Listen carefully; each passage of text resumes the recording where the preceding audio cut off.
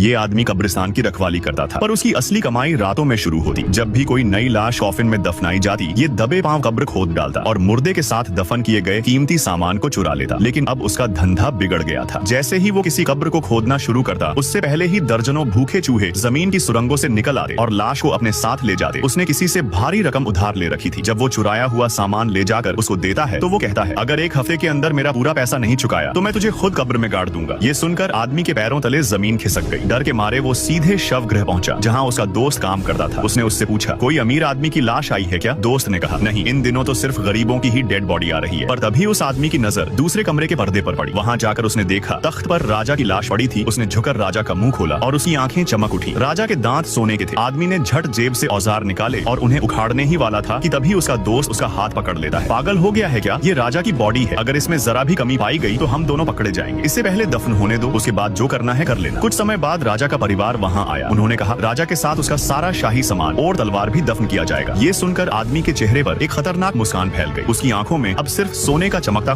राजा की लाश को पूरी रस्मों के साथ खजाने समेत कॉफिन में दफना दिया गया। सब लोग वहां से लौट गए। लेकिन आधी रात को एक आदमी कब्र के पास आता है और मिट्टी खोदने लगा है। जैसे ही वह कॉफिन तक पहुंचता है, अचानक उसे भीतर से चूहों की हलचल सुनाई देती है। आवाज सुनते ही वो घबरा जाता है। घबराहट में वह जल्दी से कॉफिन खोलता है, पर वही हुआ जिसका डर था। कॉफिन खाली था। राजा की लाश उसमें नहीं थी। आदमी जब टॉर्च से चेक करता है और भीतर झांकता है, वो देखता है चूहे राजा की लाश को एक सुरंग के रास्ते खींच कर ले जा रहे थे। आदमी बेकाबू होकर लाश पकड़ने की कोशिश करता है, लेकिन उसके हाथ में सिर्फ राजा का एक जूता आता है। अब उसका चेहरा बिल्कुल उतर जाता है। वह जानता है कि अगर खजाना नहीं मिला तो जिस डॉन से उसने कर्ज लिया है वह उसे जिंदा ही कॉफिन में दफना देगा। हताशा और डर के बीच वह ईश्वर को याद करता है और हिम्मत जुटाकर सुरंग में लाश के पीछे अंदर की ओर आगे बढ़ने लगा है। आदमी राजा की लाश का पीछा करता हुआ सुरंग के अंधेरे में आगे बढ़ता जाता है। तभी अचानक गुफा की गहराई में उसे चूहों की आवाज सुनाई देती है। वो चौकन्ना होकर तुरंत टॉर्च घुमाता है और देखते ही उसकी सांसें अटक जाती हैं। सैकड़ों चूहे उसकी तरफ दौड़ते आ रहे होते हैं। आदमी का दिल तेजी से धड़कने लगता है। डर के मारे वो बिना सोचे समझे आगे की तरफ बढ़ना शुरू कर देता है, लेकिन चूहे उस पर हमला कर देते हैं और उसे बुरी तरह काटने लगते हैं। दर्द से कराहते हुए आदमी अपनी बंदूक निकालता है और फायर कर देता है, लेकिन किस्मत उसका साथ नहीं देती। गोली सीधा उसके जूते में लगती है। आदमी दर्द से चीख उठता है। अब आदमी गुस्से में आकर बंदूक उठाता है और एक चूहे को निशाना बनाकर गोली चला देता है। धमाके की गूंज के साथ ही वो चूहा मौके पर ही ढेर हो जाता है। बाकी सारे चूहे बंदूक की आवाज सुनकर भाग जाते हैं। आदमी थोड़ा और आगे बढ़ा ही था, तभी अचानक उसकी नजर सामने जाती है और वो घबरा जाता है। वहाँ सुरंग के आगे एक विशालकाय चूहा सो रहा।